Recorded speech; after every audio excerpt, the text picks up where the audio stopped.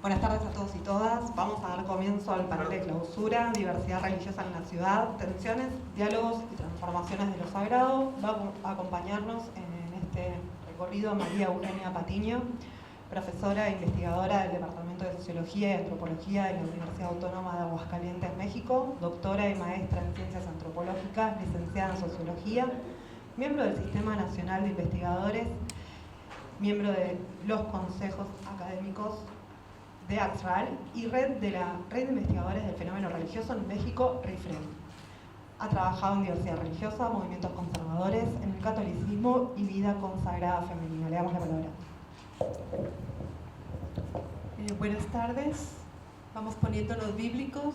Los últimos serán los primeros, porque además agradecemos bastante que haya todavía, considerando 3 días llenitos de actividades, que tengamos todavía gente dispuesta a escucharnos.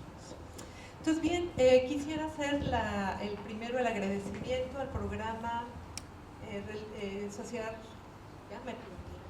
Sociedad, Cultura y Religión, siempre cambio los términos. Por supuesto a Mariela, que fue quien me hizo la invitación, y bueno, a todo el programa en general.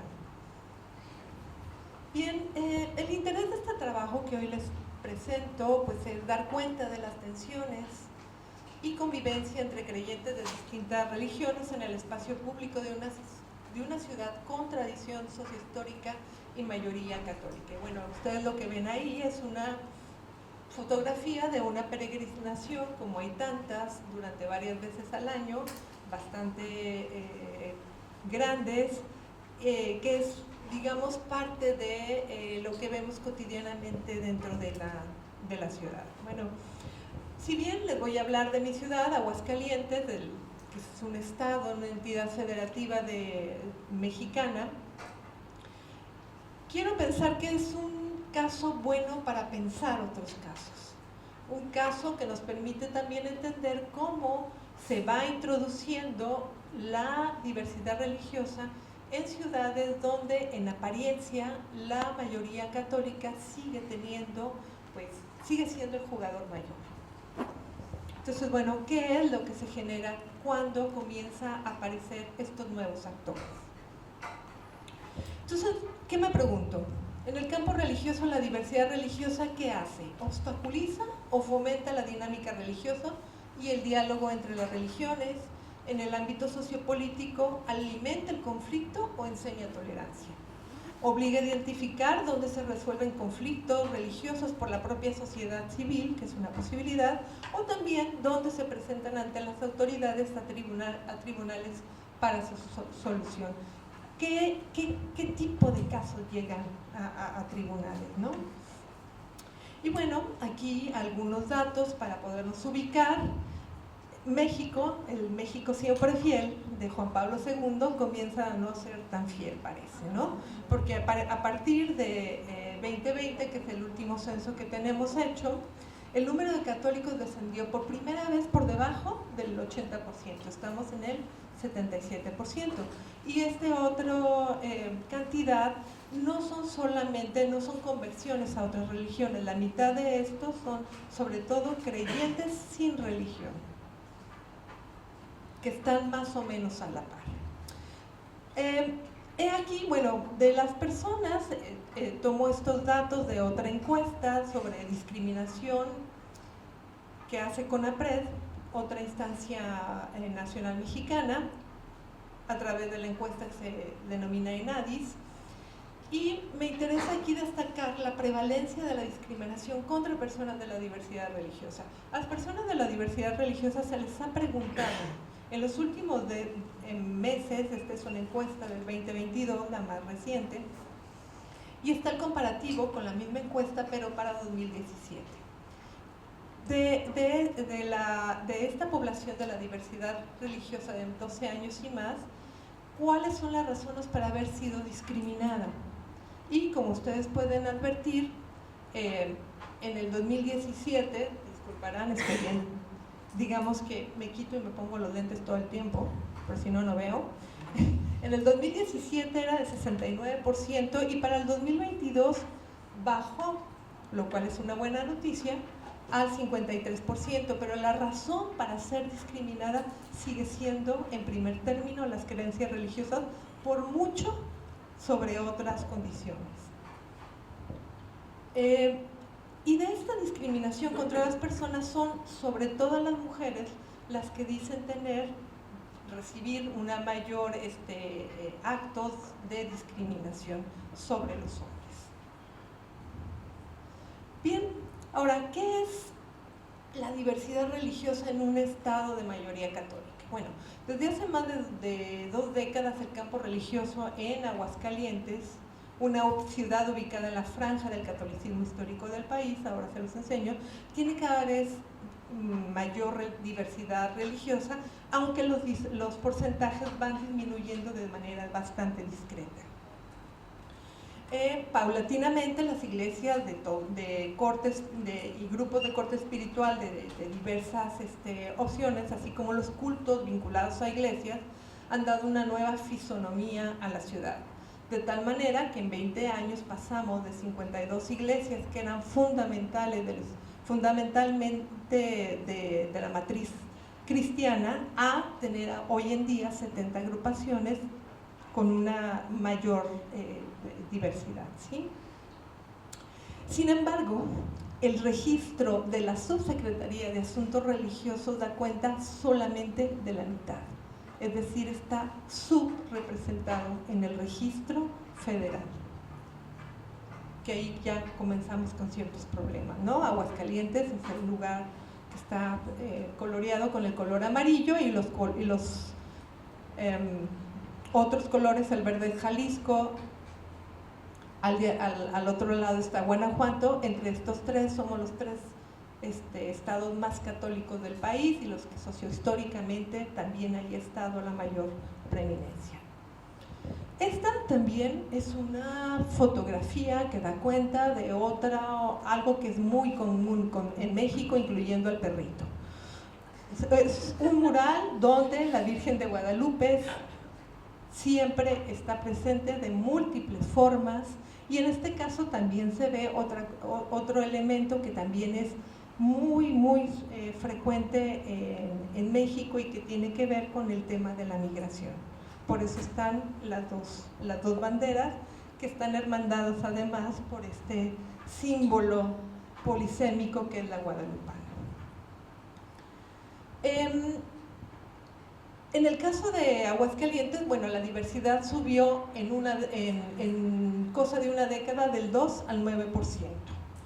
No obstante, aunque comienza a haber una reconfiguración, no es tan evidente para todos los creyentes que asumen la preeminencia del catolicismo, ni tampoco es bien recibida por una parte importante de los creyentes de la ciudad, ¿no? Si pareciera que todo el mundo sigue siendo católico, ¿no? Y se da por sentado en escuelas con altares de muertos, se da por sentado también en las escuelas con todos estos festivales, por ejemplo, navideños, donde además si no se participa, pues, le quitan puntaje en la calificación final en el área de educación cívica. Díganme ustedes qué tiene que ver la educación cívica con Santo Claus. Yo todavía me lo estoy preguntando, ¿no? Entonces, de acuerdo al Programa Nacional para la Igualdad y No Discriminación, en su último periodo del 21 al 24, con datos de la encuesta de la Encuesta Nacional de Discriminación, de cuyos datos han emergido las gráficas anteriores, Aguascalientes se ubica en el nivel alto del índice de intensidad de prejuicios por motivos religiosos. De estos destaco que el 50.58% de los encuestados cree que entre más religiones se permitan en el país, más conflictos sociales habrá. Lo que es una llamada de atención enorme sobre la convivencia social y su gestión por parte de las autoridades, tanto estatales como municipales. Y también es un tema de las propias iglesias, ¿no? Entonces, la gestión de la diversidad, ya Felipe Gaitán ayer les comentó algo de esto. En el marco jurídico federal se establece, bueno, desarrollar la interlocución, garantizar el ejercicio de la libertad religiosa, resolver los conflictos y bueno, tener oficinas estatales de interlocución y gestión que en la palabra, en el discurso se escucha muy bonito, pero que en realidad pocas veces se lleva a cabo. Y por ejemplo, la Subsecretaría de Asuntos Religiosos en el Estado es inexistente, no hay nada, hay un simple enlace y lo que les preocupa es la gobernabilidad, es decir, que no haya conflicto. Y solamente en esos casos es cuando ella interviene. No se promueven los valores del pluralismo ni tampoco existen actividades que lo alienten. Ya les comentaba también Felipe el día de ayer, les digo qué manera es esa de andar hablando de nosotros, ¿verdad? Pero el Consejo Interreligioso en el Estado, que fue promovido por los mormones, ahora los mormones han sido expulsados del mismo, ¿no? Y además solo considera algunas iglesias de la matriz judeo-cristiana, todas las demás son total y absolutamente inexistentes. Se asume entonces que este jugador mayor, que es el catolicismo, no le interesa una real interacción interreligiosa. Y entonces, pero tenemos tensiones como esta. Lo que ustedes están viendo es una fotografía tomada hace unos días, el 2 de noviembre, gracias, por el Santa Muerte. Este es un altar en la calle, público, y había un montón de gente de gobernación preocupado por ver en qué momento aparecía el conflicto con los vecinos. Los vecinos estaban felices porque además se asumen católicos, pero le rezan a la Santa Muerte, o sea, eso no entra dentro de los, no entra en la cabeza de estas autoridades, ¿no? Es otra parte del altar a la Santa Muerte, donde si ustedes ven, bueno, también hay una gran, se incorpora un Sagrado Corazón, por ahí andaba también una guadalupana, etcétera. Entonces realmente esta división está solamente en la cabeza de las autoridades. Tenemos, bueno, ya podemos ver cristianos del método hebreo, Hare Krishna, judíos, no hagan mucho caso, yo me colé en la foto, pero a lo que quiero llegar sobre todo es a los movimientos conservadores, porque los movimientos conservadores, en particular estos dos, el que ustedes pueden ver a su lado derecho que dice Viva Cristo Rey, hoy y siempre, es un movimiento de reciente, no creación, porque en realidad viene desde la cristiada del principio del siglo XX en México, y lo que hace es acentrar este espíritu católico y además decir que no hay religión, que la única y verdadera iglesia es el catolicismo. Entonces todos estos movimientos lo que están haciendo es poner el foco en todo aquello que sea diferente a. Y aquí el imaginario que aparece con mayor claridad es vamos contra el Islam, ¿no? Entonces si ven a creyentes musulmanes por la calle con el velo, por ejemplo, son capaces de gritarle, nos van a aventar bombas, sáquenle la vuelta, o sea, estos imaginarios construidos del 11 de septiembre, que además tienen una resonancia en México de maneras insospechadas, ¿no? Y bueno, por el otro lado está el tema de Dios, patria y familia, ¿no? Un asunto como muy nacionalista, pero que además que tiene una muy larga genealogía y que ahora está siendo retomado, pero lo que hace es justamente ir con este espíritu del catolicismo y esto va en contra, absolutamente en contra, y está pegando muy fuerte a la posibilidad de la convivencia. Y bueno, ya para concluir, porque creo que ya estoy en tiempo, en Aguascalientes pues priva una mirada católico-céntrica, en la que las autoridades estatales ven el tema de la diversidad religiosa como un mal necesario. La voz autorizada para dirigirse a la sociedad a través de los diarios locales es el obispo católico y nadie más, a tal grado que su homilía del domingo es recuperada por algunos diarios en primera plana para decir lo que ha pontificado desde la homilía del día anterior. No hay gestión de la diversidad religiosa por parte de las autoridades estatales y existe bastante simulación ante las federales. Los movimientos conservadores alientan la idea de la religiosidad católica como una de las referencias del ser persona de bien. Y las expresiones de discriminación se han disparado y se ve en particular al Islam como uno de los enemigos a vencer. Por tanto, los principios de laicidad, a pesar de que somos una sociedad bastante secularizada y de respeto a la pluralidad religiosa vislumbrados en la Constitución, necesarios para la construcción de sociedades democráticas, respetuosas y tolerantes, no son un asunto que sea de relevancia cuando esto llegó a lo local y se negocia de otras formas. Muchas gracias.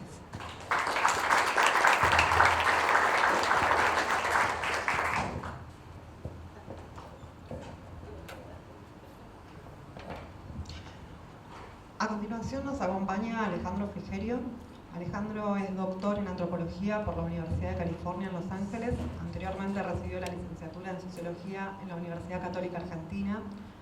Actualmente se desempeña como investigador principal del CONICET en el Centro de Investigaciones Sociológicas de la UCA y como profesor en la maestría en Antropología Social y Política en Flaxo.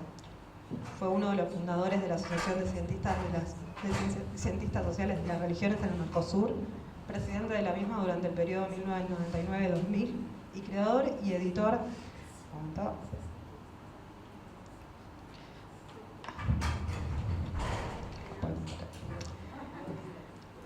Fue creador y editor de estudios sobre la religión durante la década de 1996 y 2006. También coordina la Red Diversa, red de estudios de la diversidad religiosa en Argentina. Okay, muchas gracias.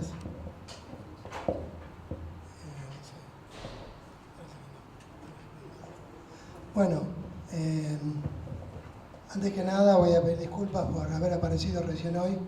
Tenía todas las ganas de participar con más intensidad, pero la vida a veces se complica. Así que bueno, disculpas por no haber estado antes. Bueno, voy a hablar sobre la regulación espacial de la diversidad religiosa. Quiero ver como ejemplo la creciente visibilidad de los evangélicos en el espacio público de la ciudad, especialmente en la zona del centro en la década del 80, y cómo ya en los años 2000 la constatación de su capacidad de movilización masiva, ambas cosas suscitaron una cobertura mayormente negativa por parte de la prensa escrita, ¿no? Creo que esto muestra que hay una regulación de la religión que tiene una dimensión social, que generalmente no estudiamos tanto, pero también hay una dimensión espacial, que la estudiamos aún menos, una dimensión espacial de la regulación religiosa. Y lo que voy a plantear es que hay un orden religioso espacial de la ciudad que esta expansión evangélica vino a cuestionar. Y por eso se armó un poco el debate social que se armó, o por lo menos la cobertura mediática desfavorable. Entonces, bueno, algunas precisiones o algunas ideas un poco más teóricas. Un espacio es una ubicación física. Acá lo que me interesa es un poco diferenciar espacio y lugar. El espacio es la ubicación física, el lugar es el espacio al cual se le añaden una serie de significados que lo convierten en un lugar, ¿sí? Entonces, espacio físico más significaciones igual lugar. Y la vida religiosa y toda la vida se desarrolla en estos espacios. Toda actividad social sucede en el espacio o en estos lugares. Entonces, la dimensión espacial es una dimensión fundamental de la vida social. Y los lugares, o sea, los espacios significados como lugares, se construyen a partir de o se imbrican con la trama de poder de una sociedad y con su orden moral. El control social, por lo tanto, está territorializado y podemos hablar de un orden espacial. Existe un orden espacial que determina qué cosas pueden aparecer en qué lugares de la ciudad. Acá tomo un poco esta idea también de los estudios raciales que hablan de un orden racial espacial. Yo creo que podemos hablar de un orden religioso espacial.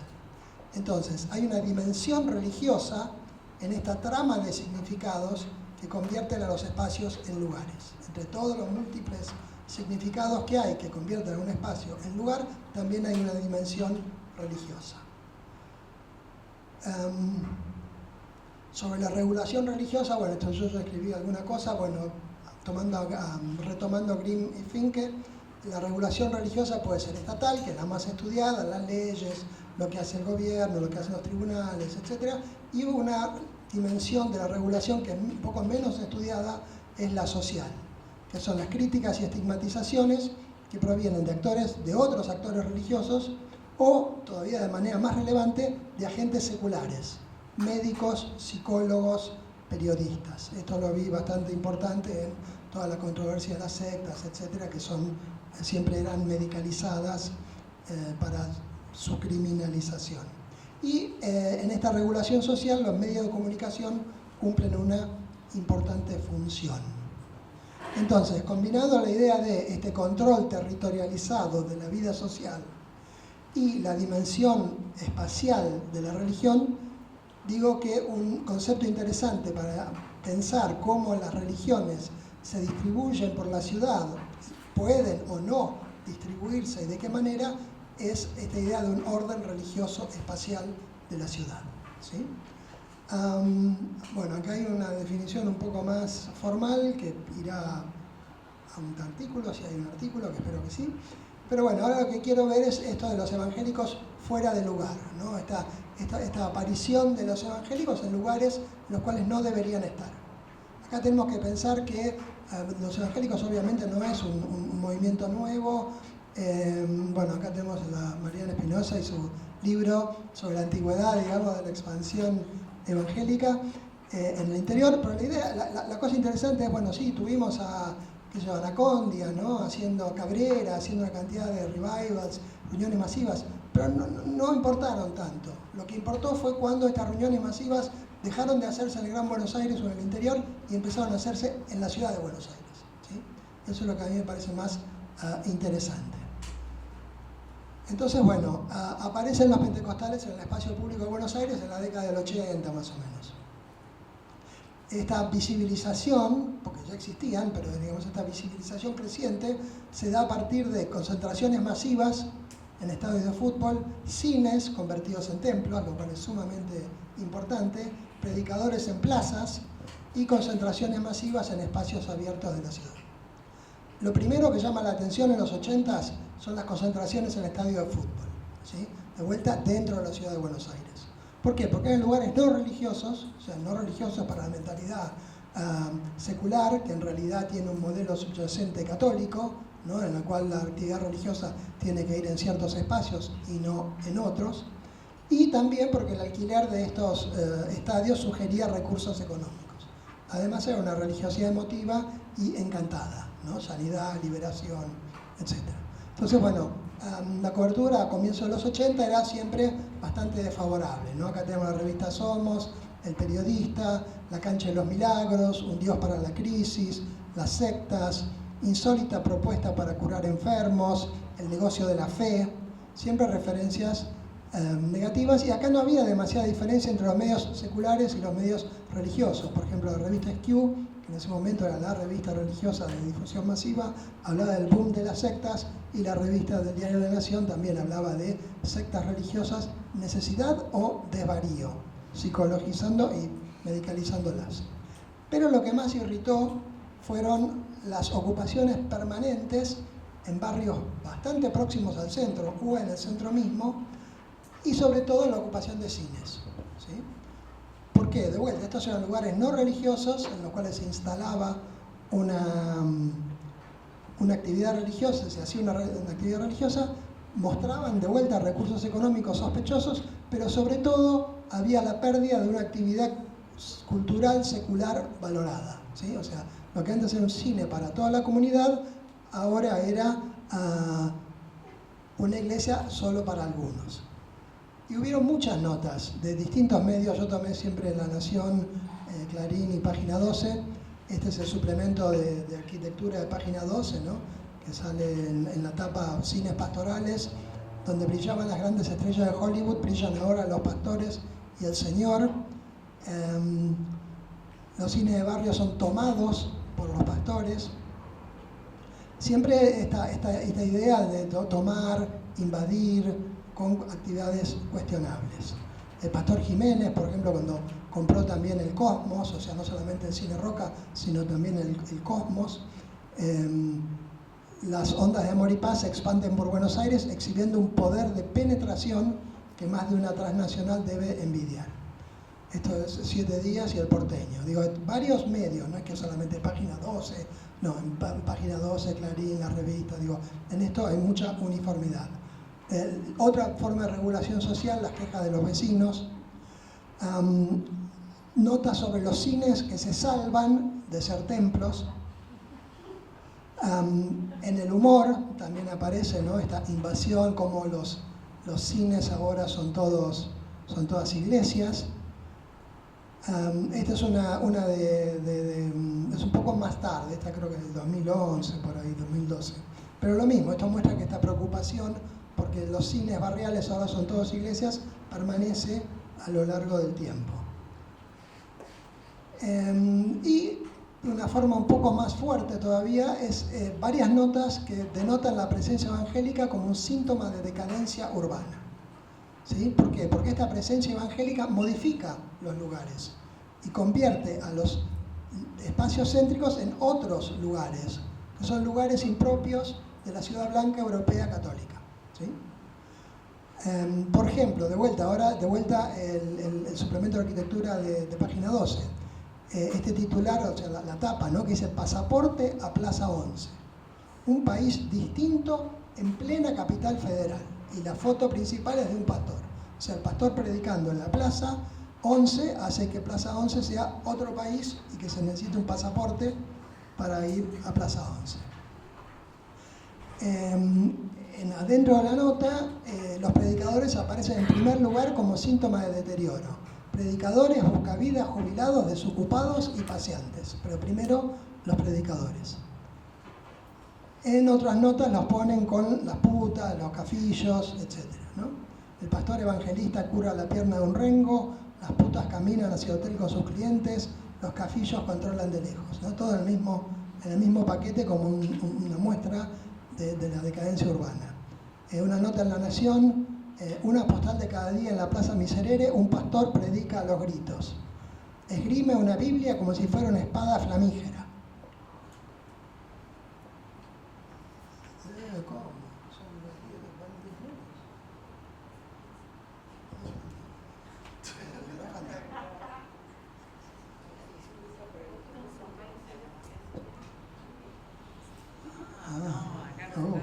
Me asustaste. Bueno, en otra nota, un predicador que blande la Biblia como un arma. Entonces, otras notas, Lavalle, lo que el tiempo se llevó, porque ahora no hay tantos cines, hay también templos, y esto es un periódico de barrio, no es ni siquiera una prensa hegemónica.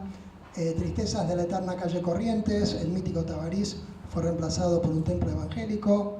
Lavalle más lejos del centro. Esto también es interesante porque muestra cómo esto se convierte en otro lugar, ¿sí? La calle Lavalle, porque ya no está llena de cines y también hay templos, está más lejos del centro de la ciudad, pasa a ser otra cosa. Y cuando hay ocupación masiva del espacio público, esto ya sea en el siglo XXI, en el año 2003, cuando vino Luis Palau en Palermo, las notas lo que hacen principalmente es acusar de la suciedad, embotellamiento y el caos que esta intrusión extraña produce, ¿no? Entonces las notas son siempre muy desfavorables y siempre notan las bolsas de basura, cómo esto hace que los porteños no puedan moverse. Son todas notas en contra, digamos. En el Obelisco del 2008 la cosa no cambia mucho. Incluso esto es gracioso porque leyendo un artículo de Marcos Carbonelli y Marina Mosqueira, el título original en el 2008 que ellos citan era Ocupas del espacio público con permiso oficial. Yo traté de encontrar esa nota y no la encontré. Y las que encontré son estas que muestro acá, que ya la palabra ocupas salió, ¿no? Con lo cual muestra que probablemente cuando, no sé cómo hacen que actualizan las notas, quizá les pareció que lo de ocupas era un poco mucho, pero bueno, sigue apareciendo que circular por el centro fue difícil. Otras notas de La Nación también causó trastornos. interrumpe el tránsito, esto ya es del 2008, ¿no? Ahora, ¿qué pasa? Es interesante contrastar esto con cómo hablan de los eventos de alta cultura que pasan en los mismos lugares, ¿sí? Entonces, por ejemplo, en el 2007, que entonces estos sí pertenecerían al centro y a estos no habría problema. Por ejemplo, cuando Julio Boca se despide en el Obelisco y se llena de gente el Obelisco, nadie se queja, por lo menos los medios no dicen nada. El tránsito, el caos, se interrumpió la circulación, no. Es un espectáculo de altísimo nivel, el centro de Buenos Aires se llenó de gracia, ¿no? Es un contraste muy importante. Cuando Plácido Domingo estuvo en el Obelisco en el 2011, también una noche de encantamiento, noche de arte y emoción, y, digamos, el problema del tránsito y el caos debe haber sido igual, pero está justificado porque este tipo de cosas sí son las que corresponden en el centro de Buenos Aires. Entonces, bueno, concluyendo, el ejemplo de los pentecostales muestra que se hacen visibles y problemáticos cuando comienzan a ocupar espacios céntricos, ¿sí? De vuelta, cuando estaban en el interior o cuando estaban en el Gran Buenos Aires no era tan problemático, pero cuando llegaron a la ciudad y llegaron al centro de la ciudad, ahí ya era, no, este tipo de manifestaciones religiosas no tendrían que estar en estos lugares céntricos porque esta es una ciudad católica, es una ciudad blanca, es una ciudad europea y si no es católica es secularizada. Entonces este tipo de manifestaciones religiosas no corresponde. Entonces, bueno, de manera más general esto muestra la mutua imbricación entre espacio y religión. Cómo hay una dimensión espacial de la religión y una dimensión religiosa en la construcción de espacios como lugares. Y para terminar, yo creo que, bueno, este tipo de, bueno, el orden social, esto es interesante, me parece, en la medida que empiezan a desarrollarse narrativas nacionales de la diversidad, que van un poco en contra de esta idea homogénea de que somos todos católicos, somos todos blancos, etc. En los últimos años, en la medida en que estas narrativas nacionales de la diversidad ganan legitimidad, el orden religioso espacial efectivamente se va resquebrajando. Pero constantemente hay negociaciones y disputas sobre las visibilidades, qué es lo que se puede ver, las visibilizaciones, qué se debería, o las invisibilizaciones, porque otra de las formas de lidiar con esta presencia indebida muchas veces es no prestarle atención, que era lo que empezó a pasar con los pentecostales. Me acuerdo de las primeras manifestaciones que hicieron en el Obelisco, había un recital de tango, ¿no? Y de un lado estaba el recital de tango y el Obelisco, y de otro lado estaban los pentecostales. Y los diarios hablaban del recital de tango y casi nada de los pentecostales. ¿Por qué? Porque, bueno, lo que correspondía también ahí era el tango y no los pentecostales, y en ese momento, como no era tan fuerte la presencia, lo podían invisibilizar. Después, cuando ya no lo podían invisibilizar más, ahí empezaron las críticas bastante pronunciadas y que, como vemos, van de por lo menos 1980 a 2010, y no sé, habría que ver un poco más contemporáneamente qué es lo que sucede. Gracias.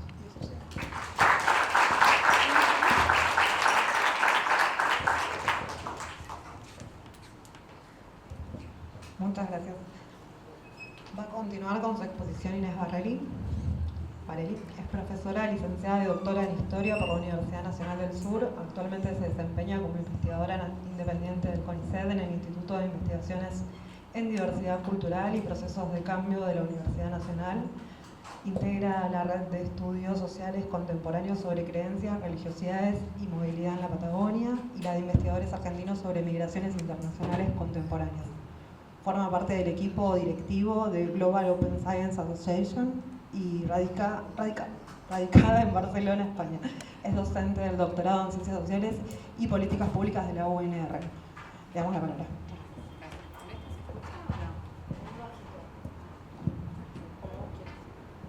¿Me escuchan con este? ¿No? Bueno. Hola, hola.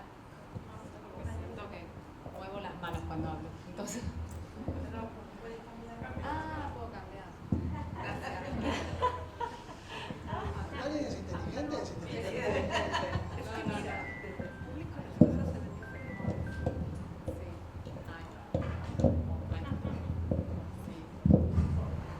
Bueno, gracias, porque eso de tener el micrófono no es para mí.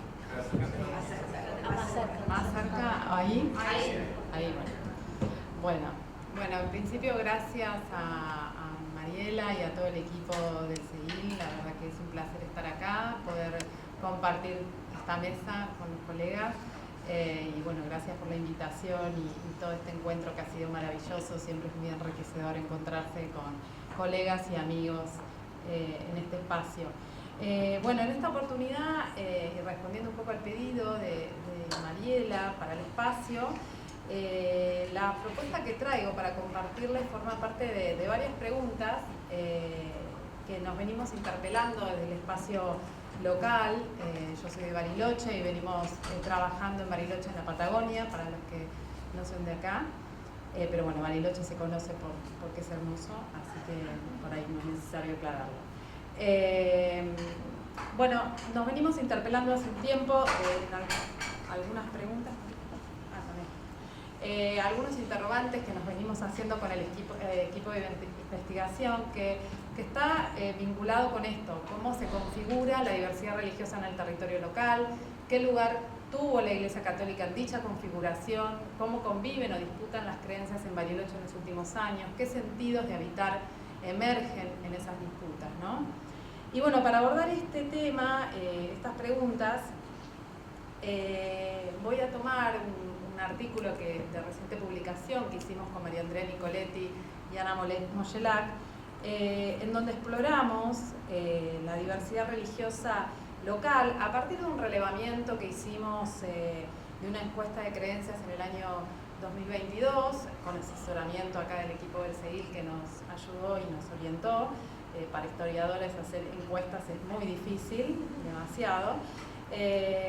Bueno, este estudio nos permitió observar no solo las adscripciones religiosas en ese momento, sino también cómo se distribuyen territorialmente, ¿no? Y eso era una de las cosas en la ciudad que más nos interesaba y que tiene que ver, si ustedes observan, no me voy a detener en las cuestiones acá de la encuesta porque voy a desarrollar otro tema, digamos, pero sí para que vean, bueno, encontramos los resultados, un 30% católicos, donde se ubican más que nada en el centro y este de la ciudad, un 20%, 20,4% evangélicos, que respondieron ser evangélicos, que se ubican en el sur de la ciudad, más que después les voy a explicar que es la zona del Alto, un 25,3% responden no creer en nada y un 21,7% en prácticas espirituales o creencias emergentes.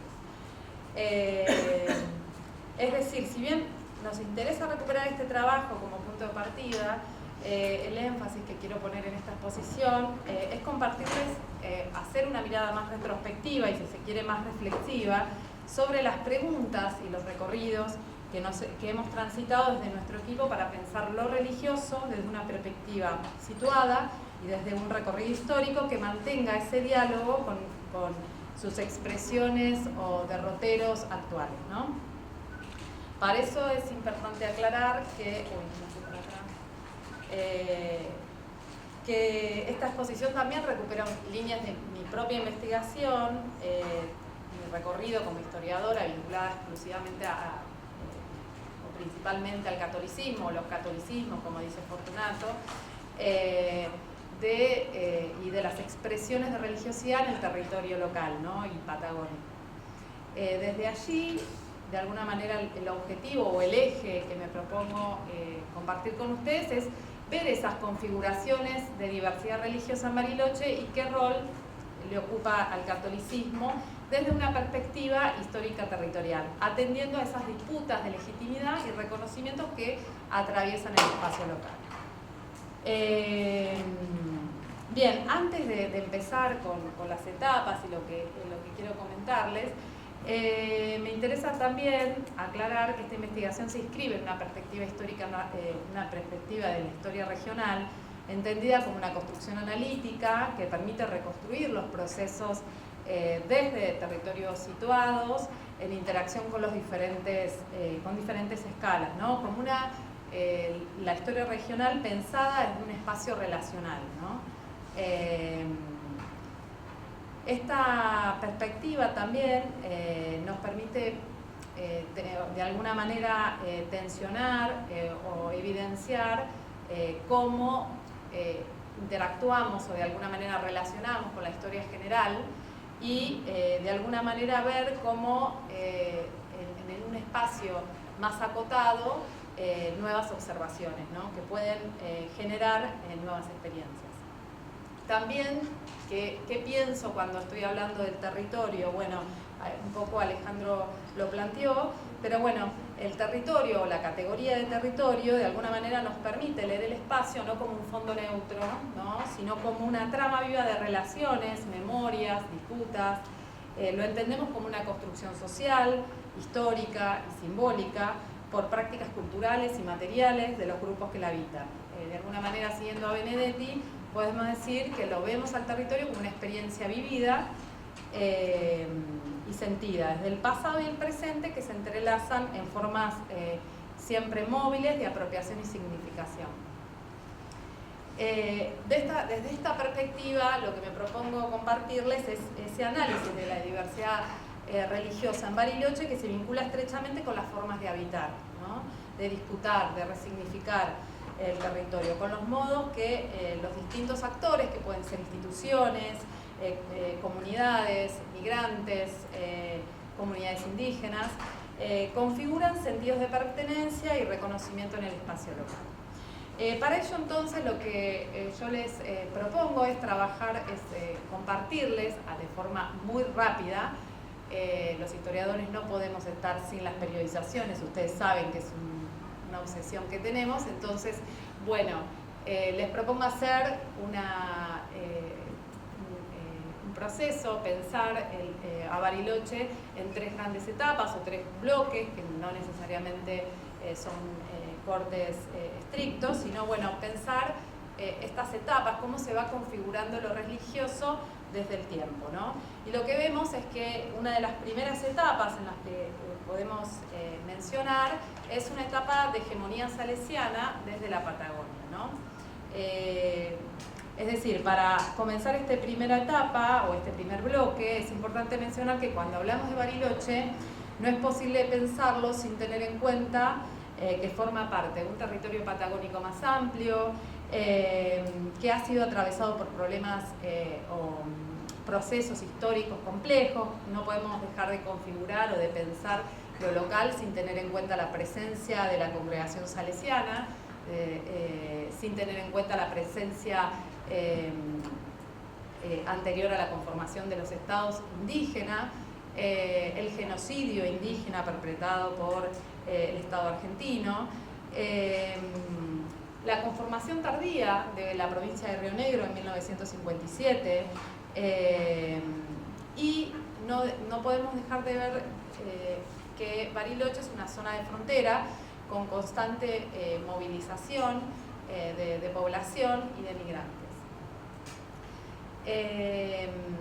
Bueno, en relación a las configuraciones religiosas o el campo religioso, si se quiere, que podríamos mencionar, nosotros encontramos a fines del siglo XIX, obviamente, la presencia temprana de la congregación salesiana, que también vino de la mano de una empresa, la Chile Argentina, que aportó recursos para la fundación de la primera capilla y después parroquia Inmaculada Concepción, donde la historiadora que ha trabajado sobre estos temas es María Andrea Nicoletti, con una lógica civilizatoria del proyecto de nación, consolida instituciones educativas, pastorales y sanitarias asistenciales, establece vínculos con el poder de la ciudad. Y también tenemos en esos primeros años del siglo XX una presencia temprana evangélica, protestante, a través de los luteranos, que vienen también con la Chile Argentina, con esta empresa, y a mediados del siglo XX, bautistas y metodistas. También en el 50 ya tenemos las primeras familias testigos de Jehová, ¿no?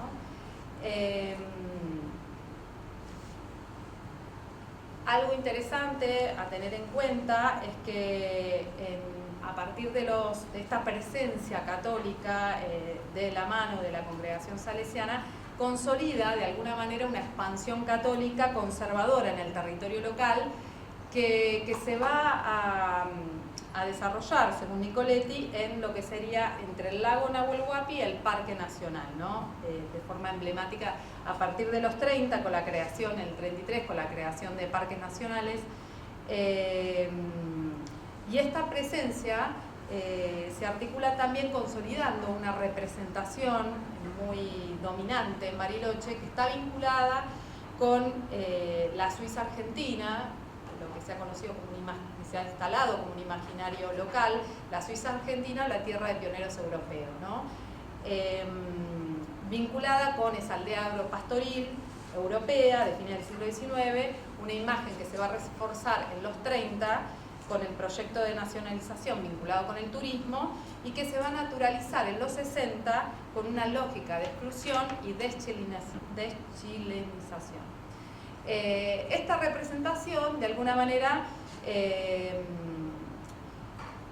tiene su protagonismo en la actividad turística como dispositivo de legitimación, ¿no? Posicionando al pionero europeo como el poblador ideal y descartando o invisibilizando a los migrantes latinoamericanos y a los pobladores de la línea sur y obviamente a los indígenas, ¿no?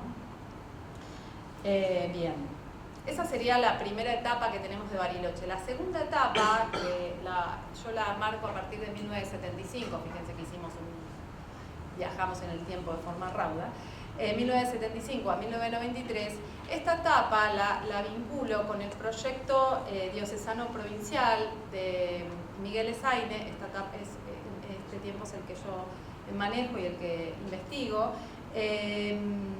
Esta etapa está atravesada por transformaciones institucionales, disputas territoriales y nuevas formas de presencia eclesial. La llegada de Esaine en 1975 significa un punto de inflexión. Fue el primer obispo diocesano no salesiano, ¿no? Y su proyecto pastoral estuvo profundamente marcado por los aires de renovación posconciliar y comenzaron a evidenciarse en el 75 algo interesante que plantea Juan Ángel de Useide, que es muy amigo, un sacerdote tercermundista, muy amigo de Esaine, que a Esaine lo eligen porque en realidad dicen que la Patagonia no tiene dueño, o sea que eso fue lo que les dijeron porque lo habían elegido a Esaine, que era diocesano y no salesiano, ¿no? De alguna manera se quería incorporar otra impronta en la Patagonia, ¿no? A diferencia del modelo, y lo digo muy rápido, el modelo verticalista y clerical que había caracterizado a la Iglesia rionegrina durante los años anteriores, Esaine propone una mirada profundamente territorial que reconoce a los pueblos indígenas, a los migrantes chilenos y a los sectores populares como sujetos eclesiales activos. Su opción por los pobres no fue solo una consigna teológica, sino una pedagogía eclesial concreta que se expresó en la valoración de las parroquias como espacios de construcción comunitaria, en las comunidades eclesiales de base, en valorizar el laicado y hablar de la desclericalización de la Iglesia, ¿no? Además de un símbolo de la creación de una imagen mariana en 1978 de la Virgen Misionera, que es una Virgen mapuche. Él la crea y la diseña para que sea una identidad mariana provincial, ¿no? Eso es también bastante importante. Otro tema que realiza Esaine es una valoración del diálogo interreligioso. Él incorpora a la diócesis de Viedma en el movimiento ecuménico de derechos humanos. Si bien la incorpora, también hay que dar matices, o sea, no es el tema que más le preocupa, digamos, ¿no? Si bien intenta fomentar el ecumenismo, no forma parte de sus grandes ejes. Y este proyecto de la provincia, de alguna manera, va a generar las primeras tensiones con la congregación salesiana. ¿Por qué? Porque él empieza a darles menos lugar a los colegios de la congregación y a intentar que la parroquia empiece a ser un espacio comunitario. En este contexto también en Bariloche se da una reconfiguración del territorio local que está vinculado con un crecimiento de la ciudad que se va a dar principalmente hacia la zona sur, que ahí les pongo la flecha, que es donde va a empezar en los 80 a hablarse de el Alto. El Alto es la zona de los sectores populares, de los sectores más pobres, que es hacia el sur de la ciudad. Y el oeste, que sería todos los kilómetros, para los que conocen hasta el Yao Yao, Bariloche, toda esa zona es clase media y media alta. Esa zona empieza a ser poblada por migrantes internos porteños, la mayoría. El Alto empieza a estar a alojarse la migración latinoamericana, mayormente chilenos, y a fines de los 80 bolivianos y paraguayos. Y además también de la línea sur, en los 80 hubo una nevada muy fuerte en la línea sur, y las comunidades indígenas, ahí es donde empieza la organización indígena que también va a acompañar ESAINE, pero hay un proceso de migración hacia de lo rural al urbano. Bien, vamos más rápido. En relación a la expansión religiosa en ese momento, lo que nosotros vamos a ver también que empiezan a desarrollarse las capillas, las parroquias, en el Alto, en esta zona de crecimiento. En los 80 tenemos los primeros registros que aparecen también, como decía Alejandro, como sectas, por ejemplo, en la revista De Pie, que es la revista de ESAINE del Obispado, que también vengo trabajando. En esa revista aparece el peligro de las sectas que no son evangélicos, dicen ellos, porque bueno, venían con las reuniones ecuménicas y tanto los luteranos como los metodistas también estaban en contra de los pentecostales que venían con la migración chilena. Empiezan a haber tensiones hacia adentro del espacio evangélico, así como también tensiones con el catolicismo y los pentecostales. Bien, la tercera etapa, que quizás a los sociólogos más les va a interesar, yo la denominé como el barrio como escenario de disputa. A partir del 93 el proyecto de ESAINE cae en desgracia, de alguna manera no logra, después de un sínodo, de una consulta popular y de este nuevo proyecto de la nueva iglesia rionegrina, no logra calar en el territorio. Sí es recordado obviamente por las comunidades indígenas, porque con ellas se conformaron, a partir del acompañamiento de ESAINE se articularon y generaron las organizaciones. Los migrantes también, los migrantes chilenos, él hizo una campaña, El migrante es un hermano, que estaba vinculado con el conflicto con Chile y demás. Bueno, ¿qué pasa en el 93? Bueno, tenemos un crecimiento de barrios populares por toma de tierras. O sea, crece todavía aún más la ciudad por toma de tierras. Eso de alguna manera genera un descontrol a nivel municipal.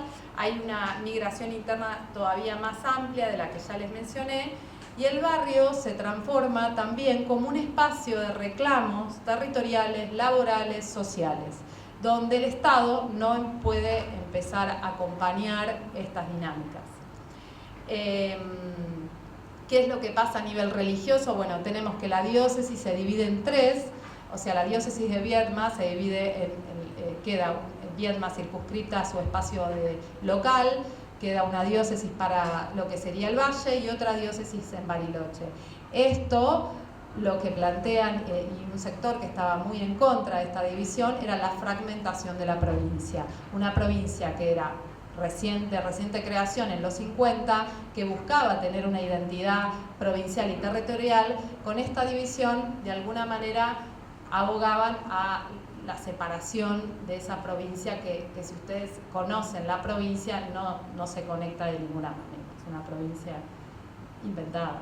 Entonces, no tienen relación en los espacios. Bueno, empiezan a aparecer las agrupaciones de migrantes católicos, como bolivianos y paraguayos, a través de devociones en domicilios, o sea, no se vinculan con las parroquias que estaban en los barrios. Aparecen los encuentros ecuménicos, esos sí, más territorializados, esos están, pero vinculados con el mundo, con los evangélicos luteranos y metodistas, no con los pentecostales, eso es muy claro. El evangelismo tiene, los luteranos y metodistas tienen desprendimientos importantes hacia el pentecostalismo en esta época, ¿no?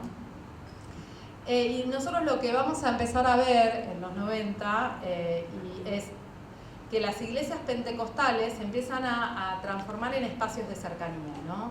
Esos espacios de cercanía lo vamos a ver a través de esta Asociación de Pastores Evangélicos de Bariloche, que empieza a desarrollarse en el 93, que van a intervenir en el espacio público, que van a construir redes de contención y van a canalizar esos reclamos que piden ayuda, ¿no? Y son los que van a tensionar ese campo religioso disputando legitimidad y protagonismo en el espacio local, ¿no?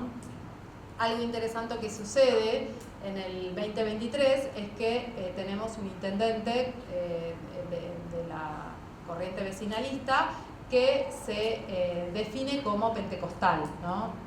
Digo que se define porque en realidad algunos pentecostales dicen que no es pentecostal. Pero bueno, él se define que es pentecostal y en diciembre mismo de ese año, de cuando asume, crea la Secretaría de Culto, que era la primera vez que aparecía en nuestra ciudad, y nombra a Gatica, a Leonardo Gatica, un pastor pentecostal, como secretario. Yo le hice una entrevista y lo que él me dijo es que de alguna manera formaba parte de un proyecto que venían ellos teniendo para poder empezar a visibilizarse en la ciudad. Lo que nosotros vemos en esta tercera etapa es esa visibilización que empieza a darse del mundo evangélico, que en realidad siempre estuvo en nuestra ciudad, pero que no tenía esa visibilidad, ni esa legitimidad, ni ese protagonismo en la ciudad, ¿no? A partir de esta secretaría, lo que busca hacer relevamientos, por ahora son 64 barrios. Bariloche hizo un relevamiento de 9 barrios y él ya tiene un número de 96 templos evangélicos, para que se den una idea del crecimiento que ha tenido en la ciudad. Nosotros hicimos una geolocalización de templos y habíamos contado 160, pero en realidad no sabemos bien qué barrios él tomó. Puede ser que él haya tomado justo los que tienen más, que eso puede ser también. Bueno, le interesa armar una mesa interreligiosa, pero esa mesa interreligiosa sería nada más que con católicos y evangélicos. Eso también está, y bueno, para cerrar y no extenderme más, decirles que no sabía cómo terminar esta presentación hasta que el 11 de noviembre me llegó esta nota a través de un colega, amigo que está en la municipalidad, que me dice: mira lo que pasó, el 11 de junio la congregación salesiana manda un comunicado al municipio diciendo que se retira de la ciudad, que deja que la orden se va de la ciudad de Bariloche después de 120 años. Así que bueno, les dejo a ustedes sus propias conclusiones.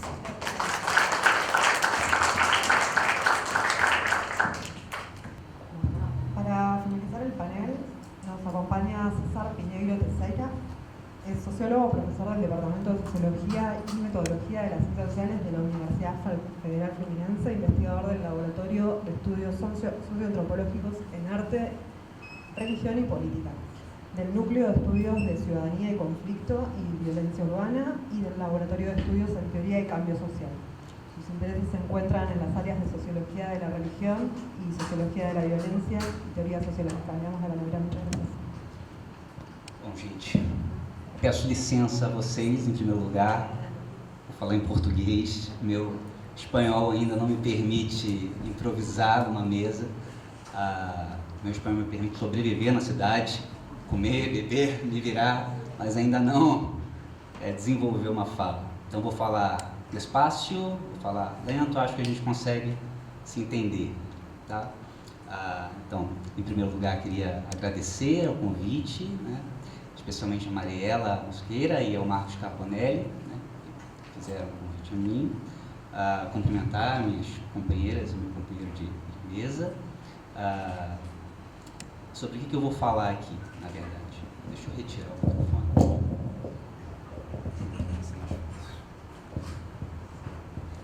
Eu vou falar sobre a atuação de evangélicos pentecostais no contexto de violência do Rio de Janeiro, né?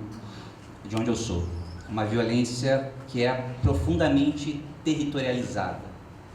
O que é esse contexto de violência? Não estou falando de uma violência em geral, em abstrato, mas estou me referindo evidentemente aos conflitos entre grupos de narcotraficantes, mais recentemente as chamadas milícias, a violência policial também, né?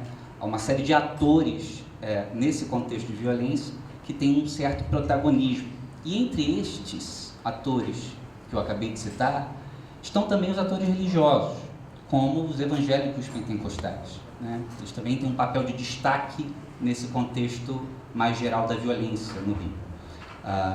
E eu também não lidei com os pentecostais em abstrato, em geral. Venho estudando ao longo de 15, 20 anos talvez, e venho lidando mais especificamente com uma rede de igrejas que está no circuito das Assembleias de Deus, portanto, numa rede com pentecostalismo mais clássico.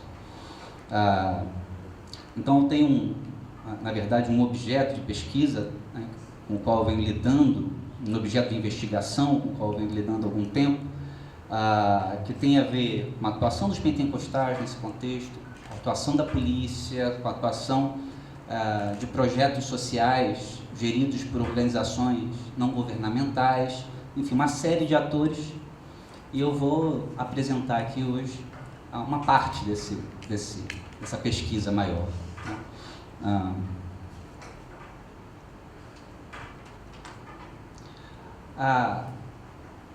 A ideia é um pouco mostrar para vocês uma espécie de visão panorâmica do trabalho que eu venho desenvolvendo, né? No qual a violência, essa violência específica que eu estou chamando a atenção aqui, ela aparece como um ponto de vista, um ponto, né, de observação privilegiado, ou pelo menos bastante interessante para pensar o pentecostalismo, né? Por quê? Porque permite ver o pentecostalismo como um fenômeno complexo, né, que ora dialoga, né, com demandas reais da população, né? Nesse sentido, permite a gente pensar as razões para crer, para usar um termo do David Smilde. Então se aproxima às vezes com pautas que podem, né, soar pelo menos progressistas, e por vezes, né, esse pentecostalismo também se aproxima, né, dessa imagem que o pentecostalismo tem, um certo senso comum de esquerda, né, de algo que reproduz dinâmicas de violência simbólica e também física. Então, observar o pentecostalismo nesse contexto de violência nos permite entender essas duas facetas como produtos de um mesmo processo, de um mesmo fio, né? É isso que eu vou tentar explorar aqui um pouco hoje. Então, não pensar o pentecostalismo como um fenômeno fragmentado, à direita ou à esquerda, mas como um fenômeno que tem essas diferentes facetas, né, ao longo de um mesmo processo social. Então, para poder deixar mais claro, né, isso, queria falar rapidamente para vocês algumas características desse contexto de violência no Rio. E é isso, eu estou habitando uma fronteira temática, né? Não só esses objetos se articulam, violência e religião, mas também são duas eles carregam consigo duas tradições intelectuais. De um lado, a sociologia da violência, de outro lado, a sociologia da religião. Cada uma dessas tradições com seus próprios problemas, com seus próprios interesses, com as suas próprias bibliografias, né? E eu estou tentando construir isso exatamente no ponto onde essas coisas se encontram.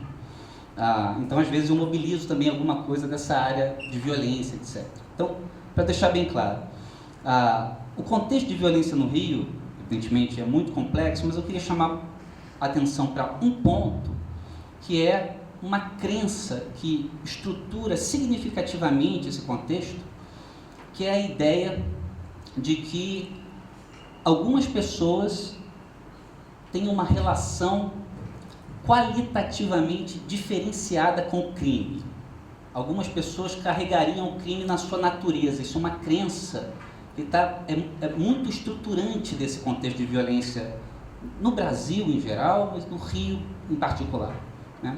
A polícia no Rio opera ainda hoje com categorias lombrosianas, do Cesare Lombroso, a ideia de criminoso nato, né? O nato como uma palavra que lembra natural, que é a ideia do Lombroso, né? Que o crime está, no final das contas, na natureza das pessoas. Então, é uma crença que, infelizmente, não é só nem da polícia, isso é compartilhado de forma geral. Existem algumas tentativas, né? Algumas elaborações teóricas importantes a esse respeito. Uma delas é a ideia de sujeição criminal, que tenta elaborar teoricamente, enfim, a produção dessa crença, como essa crença foi produzida e os seus efeitos, né? Então é nesse contexto, por exemplo, que surge a ideia muito popular no Brasil de forma geral do bandido bom é bandido morto, né? A ideia de que uma parcela dessas pessoas que atuam no crime, nada mais pode ser feito em relação a elas a não ser a morte. A ideia de que é preciso matar, exterminar essas pessoas, organiza uma boa parte do imaginário, do senso comum, e organiza uma boa parte das políticas de segurança pública. Imagino que vocês tenham tido notícias sobre o que aconteceu no Rio, né, nos últimos tempos. Isso organiza uma parte das políticas de segurança pública. Então, por exemplo, nesse contexto, a ideia, né, o olhar mais moderno, diria até o olhar mais sociológico, que vê a figura do bandido como produto de tramas de desigualdade social e algo semelhante, como produto, né, o bandido como produto de tramas sociais, esse tipo de olhar, nesse contexto, é muito descredibilizado. Isso não é levado muito a sério, né? Então, a ideia, por exemplo, de que alguma pessoa pode romper com a sua experiência criminal, sair do crime, romper com os grupos de narcotraficantes e viver uma outra vida, essa ideia é vista por uma boa parte da população como uma ideia ridícula, né? Crê-se que a pessoa é naturalmente bandida, então não há mudança, não há transformação, nada disso está no horizonte. Isso estrutura muito fortemente o contexto de violência urbana no Brasil, de forma geral, e no Rio em particular. E é nesse contexto que os pentecostais agem, né, e se tornaram protagonistas, de certa forma, né, enquadrando, oferecendo uma outra leitura para essa cena da violência no Rio, né. Então, por exemplo, quando uma pessoa é presa, né, geralmente se diz dela, quando ela sai da cadeia, quando ela sai da prisão, do cárcere, se diz que ela é uma ex-presidiária e, portanto, essa ideia de ex-presidiário, né, às vezes até reforça o estigma de criminoso, de bandido. E os pentecostais conseguiram construir uma categoria muito forte nesses contextos, que é do ex-bandido, do ex-bandido. E ganhou muita credibilidade isso, nesse contexto. A partir da leitura pentecostal, abre-se no imaginário a possibilidade de que, não, as pessoas podem mudar, né? Isso aconteceu, né, com o pentecostalismo. E isso é importante, inclusive, no processo de crescimento do pentecostalismo no Rio de Janeiro, né? Então, uma das coisas importantes que eu venho estudando é uma espécie de autoridade moral que os evangélicos pentecostais constroem nesse contexto de violência urbana. Autoridade moral, em primeiro lugar, em relação aos próprios grupos de narcotraficantes, né? É muito comum, não é tão comum, mas acontece com uma certa frequência. Isso já aconteceu nas minhas etnografias, né, de estar andando, caminhando com os pentecostais em alguma favela e adentrar nos pontos de venda de droga, né, que a gente chama de boca de fumo, e diante do pastor, um traficante armado retirar as suas armas, se prostrar no chão e receber uma oração, né? Então, assim, que outro ator desse contexto coloca um traficante de joelhos no chão e desarmado, né? Trata-se de um poder moral, né? Que está muito ligado à ideia de santificação das pessoas, né? De construção de testemunho, enfim, uma série de mecanismos que eu venho investigando para tentar entender a produção dessa autoridade moral nesses contextos, que se contrapõe e também se articula, o que é mais complicado, com o poder bélico, né? Se contrapõe e se articula. E, por outro lado, também tem um mecanismo que um professor já falecido lá do Rio, Luiz Antônio Machado da Silva, chamava de limpeza simbólica, né? Que é esse mecanismo frente ao Estado. Nas fiscalizações policiais, por exemplo, era comum os moradores de favela, né, apresentarem seus documentos de identidade, seus documentos de trabalhadores e também suas bíblias ou suas carteiras da igreja, porque aquilo funcionava como um mecanismo de limpeza simbólica. Então essa pessoa não está, né, não vou presumir que essa pessoa está envolvida no crime, etc. Então, isso mostra, né, a credibilidade que o pentecostalismo vai adquirindo nesse contexto de violência. Uma das coisas que eu gastei mais tempo estudando foram os processos de conversão, a saída do crime via conversão religiosa. Fiz o meu mestrado sobre isso. A conversão religiosa nesse contexto, né, eu estudei não como uma categoria analítica, mas como uma categoria nativa. E como uma categoria nativa não só dos pentecostais, mas como uma categoria nativa do contexto de violência urbana. Aposta-se, uma parte grande também da população aposta na conversão como uma solução para a violência. Assim como tem gente que aposta na inclusão social e na morte também. São três grandes apostas desse contexto. E aí eu queria contar muito rapidinho para vocês, eu acho que não vai dar tempo de eu fazer tudo, mas eu queria contar muito rapidinho a vocês um dos testemunhos, né, uma das narrativas de conversão que eu analisei e que permite pensar então essa trama quase dialética do pentecostalismo. Né? O pentecostalismo então ele oferece uma leitura, um enquadramento, um olhar sobre a violência que não é o olhar mais moderno que a pensa como produto de desigualdades sociais, etc. Né? Isso está nos católicos, isso está nos evangélicos tradicionais, isso a gente já sabe há algum tempo. Né? A Clara Mafra, que foi minha orientadora, tem um texto dos anos 90 que mostra um pouco isso. E o pentecostalismo oferece uma outra linha de interpretação. Quer dizer, não é social, tem a ver com o coração, tem a ver com sentimento, tem a ver com a sua alma, tem a ver com uma outra coisa que não é econômico, que não é político, é uma outra coisa, que é subjetiva, é do interior. Né?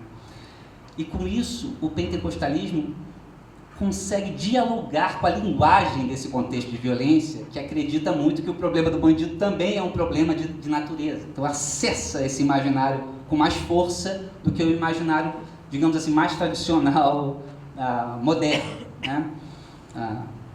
Uma vez eu entrevistei uma pessoa, fiz muitas entrevistas, né, com traficantes que saíram do crime, se converteram, e essa pessoa me contava, né, sobre o processo de conversão e o que tinha levado, o que tinha conduzido à compreensão do que estava acontecendo com ela. o que tinha alimentado a autocompreensão da sua própria trajetória, no crime e na saída do crime. Essa pessoa me dizia, tinha sido um gerente do tráfico, com isso eu encerro, tinha sido um gerente do tráfico, né? Ocupado uma posição importante. Falou, olha, imagina, eu sou o filho mais novo, né? A pessoa me dizia, eu sou o filho mais novo de uma família de 5 irmãos. Todos nós crescemos, né, no mesmo contexto, aqui na favela tal, e né, todos nós passamos por situação de pobreza, enfrentamos dificuldades, etc. Mas só eu entrei para o crime, só eu virei bandido. Né? O que aconteceu comigo que explica a minha trajetória? Ele está dizendo, olha, né, sabendo que eu era sociólogo, olha, essa explicação que você tem não serve para a minha trajetória. Então, o que me explica? E aí ele começa a contar uma história, né, na qual a mãe dele, que era um bandista ou candomblessista, agora não me recordo de cabeça, teria participado de algum ritual para conseguir alguma coisa, e nesse ritual teria oferecido ele, que estava no ventre da mãe, a uma entidade que não por acaso era o Zé Pilintra, que é uma entidade muito associada aos malandros, à malandragem no Rio de Janeiro, e isso também está na raiz do imaginário sobre o crime no Rio, não por acaso. E ele diz, nesse momento, a minha trajetória o meu destino estava traçado de alguma forma. Né? E isso abre o caminho para ele fazer essa leitura da violência urbana, fazer essa leitura da sujeição criminal, desse imaginário, que é um olhar essencialista sobre o outro, mas que quem é submetido a esse olhar essencialista acaba internalizando isso também de alguma forma. É uma dinâmica muito perversa. Né? Então, o mesmo pentecostalismo que desafia a lógica do bandido bom é bandido morto, abrindo espaço para pensar, né, que essa lógica é limitada, né, por um outro caminho que não é das desigualdades sociais, etc., mas abrindo a possibilidade de uma crítica popular, né, a ideia do bandido bom é bandido morto. Esse mesmo pentecostalismo, nesse mesmo processo, desloca esse mal do crime para o imaginário das religiões afro. O mesmo pentecostalismo faz as duas coisas. Nesse exemplo é interessante porque é um exemplo que condensa isso. Só para terminar, eu não vou ter tempo de explorar tudo que eu gostaria, mais recentemente, a gente, né, tem o que a minha colega Cristina Vital da Cunha tem chamado de uma expansão de uma cultura pentecostal, né, expansão de um certo imaginário pentecostal que tem adentrado o crime também. Os traficantes têm cada vez mais se identificado com uma certa linguagem, um certo repertório pentecostal. É o fenômeno que a Cristina chama dos traficantes evangélicos. Né? É muito curioso que esses traficantes evangélicos, eles tendem a ser menos violentos nas dinâmicas locais do crime, porque pensam o seguinte, né? Um inimigo na minha mão, um inimigo em relação ao qual eu capturei e que eu mataria em alguma circunstância, um inimigo de uma facção rival, ou alguém dentro da quadrilha que cometeu algum desvio ético, né, em relação às normas do crime, etc., e que seria morto, já não é mais visto como matável por esse traficante que começa a assumir essa linguagem evangélica, começa a ser visto como alguém manipulado pelo mal, manipulado pelo diabo, e frequentemente tem a sua vida poupada e vai parar nos centros de recuperação, né, nas comunidades terapêuticas. Mais especificamente, né, existe uma especificidade na ideia de centro de recuperação evangélica. Muitas vezes os traficantes não matam esses seus inimigos e os mandam para esses centros, que eu estudei também, mas eu não vou ter tempo de falar sobre isso aqui. Mas ao mesmo tempo que essa expansão da cultura pentecostal para dentro do crime arrefece um pouquinho as dinâmicas de violência, também a potencializa, porque esses traficantes evangélicos vão começar a interpretar as coisas ruins que acontecem dentro da sua comunidade, dentro da sua favela, como algo vinculado ao mal. E onde eles localizam esse mal? Nas religiões afro, né? No candomblé e na umbanda. Então a gente tem situações onde traficantes armados que se declaram evangélicos expulsam lideranças religiosas do candomblé e da umbanda. Você tem até um pequeno processo, algumas dissertações de mestrado, algumas teses de doutorado já estão começando a mostrar um pequeno processo de migração forçada dessas lideranças, dos seus terreiros, das suas comunidades, para lugares mais afastados nas periferias do Rio, indo em direção a um lugar mais afastado, se chama Baixada Fluminense. Então, mesmo com o pentecostalismo, que arrefece um pouco as suas dinâmicas criminais, produz também, né, recoloca essa... É praticamente um processo dialético interno, né? Não é fácil de entender. E isso agora para encerrar de verdade, tem chegado também nas instituições de controle social. Quer dizer, cada vez mais as polícias no Rio de Janeiro também são cada vez mais evangélicas, né? Só que o pentecostalismo que vai chegar nessas instituições de controle social, como a polícia e as prisões, nas prisões, os presos, né, têm uma relação especial com as igrejas evangélicas, a gente sabe disso também há muito tempo. Aqui na Argentina, inclusive, eu sempre li os trabalhos do Daniel Miguel sobre isso. Mas, ao mesmo tempo, o staff prisional, diretores, técnicos, as pessoas que trabalham na prisão também têm se tornado cada vez mais evangélicos. Então, esse pentecostalismo tem chegado na gestão do controle estatal, do controle social.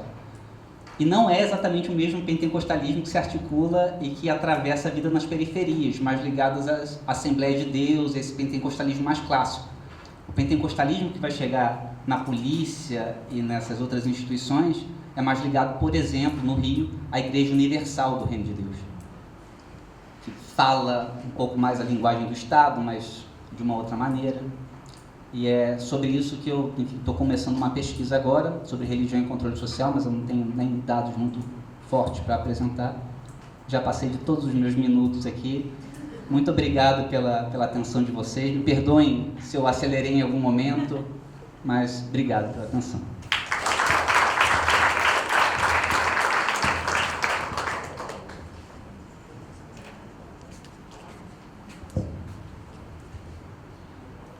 Vamos a tener comentarios de María Eugenia Funes, es doctora en Ciencias Sociales por la Universidad de Buenos Aires en Conitela con la Escuela de Altos Estudios en Ciencias Sociales, fue becaria doctoral y postdoctoral en el CEIN CONICET.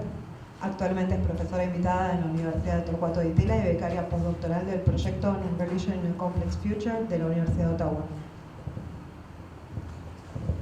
Bueno, muchas gracias por la invitación, gracias a Mariela que no está por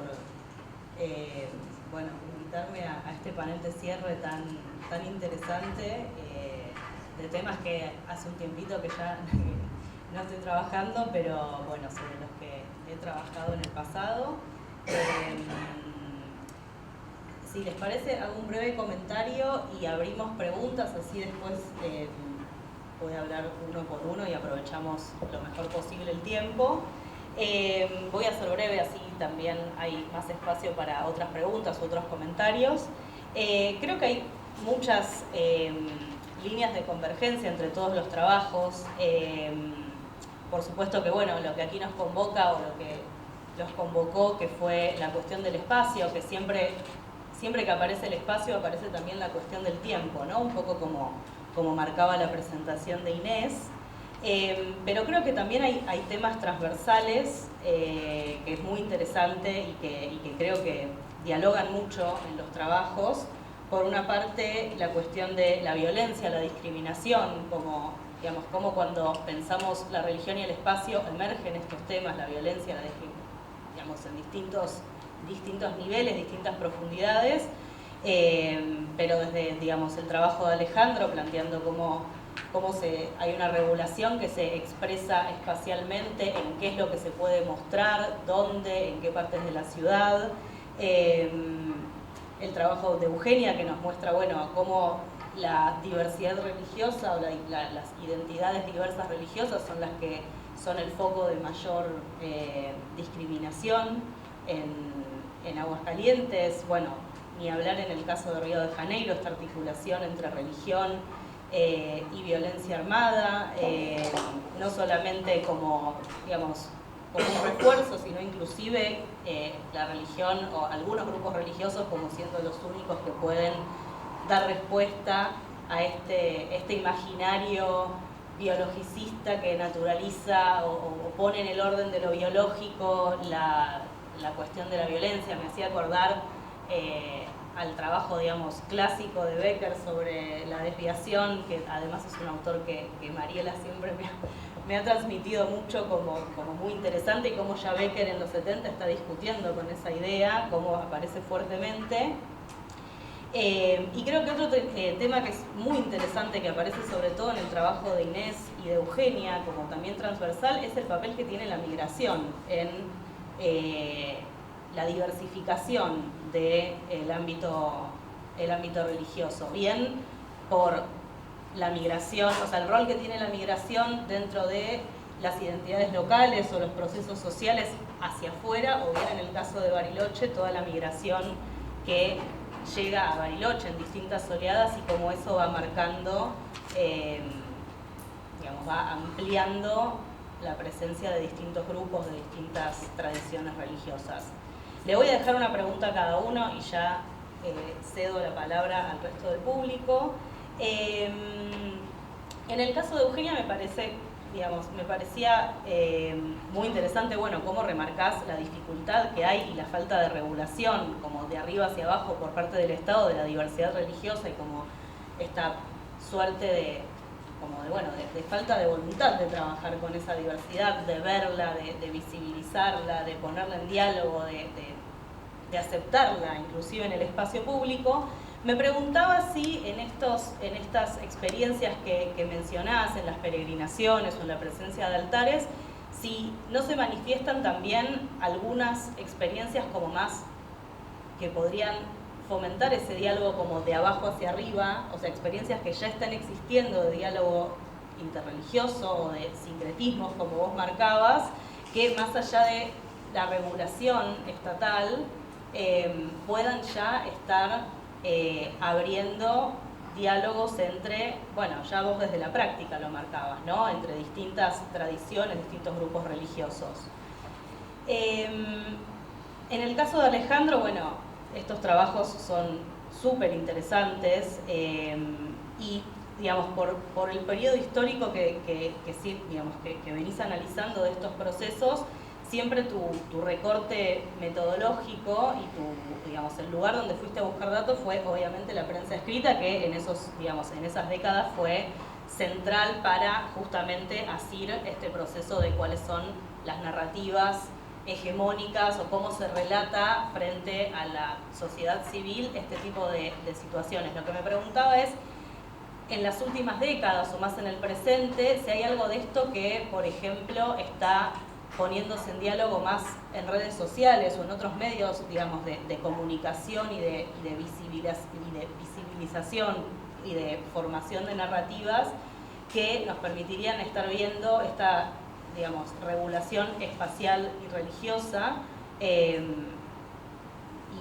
también cómo la viven otras generaciones que, por ejemplo, hoy ya tal vez no consumen tanto prensa escrita. Como me pregunto también a dónde ir a mirar hoy, si queremos mirar esto, cómo funciona en las últimas décadas, a dónde ir a mirarlo, y me preguntaba si las redes sociales podían ser, por ejemplo, un espacio donde eso se estuviera también debatiendo y poniendo en juego. Bueno, en el trabajo de Inés también, digamos, surge algo que surge en todos los trabajos, que es este juego entre lo visible y lo invisible, ¿no? Como muchas veces lo que es visible para las personas de a pie y para la sociedad civil, pero no está tematizado o es negado en otros ámbitos. Y en ese sentido, lo que me parecía muy interesante, digamos, pensando en otros trabajos tuyos, más tus trabajos que tienen que ver con los migrantes bolivianos, paraguayos, etcétera, en Bariloche, es, por un lado, vos nos mostrás cómo viene cayendo, y lo charlábamos también el miércoles, cómo viene cayendo los valores del catolicismo en Bariloche. Me preguntaba, y hablábamos también de cómo la migración porteña explica parte de, por ejemplo, este crecimiento de los sin religión o sin filiación religiosa. Me preguntaba si también en tu trabajo con migrantes paraguayos o con migrantes bolivianos, ¿viste o hay alguna relación entre esa migración y como, entre comillas, lo que queda de catolicismo? O si también hay ahí una transformación de ese catolicismo que en un momento era hegemónicamente salesiano y blanco y vinculado con la migración europea. Hoy, ¿cómo es ese catolicismo que queda? Y por último, para César, creo que sería interesante, algo mencionaste, pero me gustaría si pudieras profundizar un poco de, digamos, a través de qué mecanismos estas iglesias lograron construir o destruir estas categorías del expandido que están presentes a nivel social. Bueno, muchas gracias.